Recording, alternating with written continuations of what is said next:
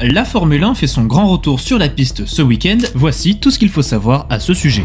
Les monoplaces vont rouler toute la semaine sur le circuit de Barcelone dans le cadre d'essais privés visant à vérifier leur bon fonctionnement et leur conformité. De lundi à vendredi, les écuries pourront rouler sur 3 jours maximum et même si aucune diffusion télé n'est prévue, la F1 a annoncé que des récaps quotidiens, des interviews et des extraits de ces journées seront publiés régulièrement et je te tiendrai au courant de tout ce qu'il faut savoir, alors n'hésite pas à t'abonner si tu veux plus de contenu. Concernant les écuries présentes, toutes sont conviées, mais Williams a annoncé qu'elle ne participera pas en raison de retard sur le développement de sa monoplace et Aston Martin est également incertaine, tandis que Ferrari arrivera mardi et McLaren mardi ou mercredi. Outre la confirmation du bon fonctionnement et de la fiabilité des monoplaces que certaines écuries comme Audi ont déjà pu vérifier lors d'essais privés qui se sont déroulés sans aucun problème de fiabilité, ce qui n'a pas été le cas de toutes les écuries du plateau, ces essais introduisent pour la première fois de l'histoire de la Formule 1 un carburant 100% durable et de nouveaux capteurs de débit d'essence, car cette question du débit a été centrale pour le développement des moteurs. On parle d'une nouvelle essence qui est moins riche et d'une nouvelle architecture moteur avec 2 unités distinctes, une électrique et une thermique, dont il faut synchroniser les efforts car l'énergie du moteur électrique est limitée par la recharge des batteries sur les phases de freinage et le moteur thermique doit donc pouvoir s'adapter à cet ajout de puissance inconstant. C'est un enjeu qui paraît secondaire mais qui est en réalité crucial pour 2026 où les changements les plus importants ne seront pas centrés sur l'aéro mais le groupe motopropulseur. C'est aussi ce qui explique des tensions entre certains motoristes, Mercedes et Red Bull Ford ayant été épinglés sur le taux de compression de leur moteur qui leur offrirait un boost de puissance de 3 dixièmes au tour. Et pour rappel, ces protestations ont eu lieu avant même qu'on voit les monoplaces sur la piste, donc pour ceux qui ont suivi la F1 en 2014, ça devrait rappeler les différentes tensions qu'il y avait eu dans les paddocks, notamment autour de l'ERS, à ceci près qu'aujourd'hui, les technologies hybrides sont mieux maîtrisées, mais leur usage va être révolutionné.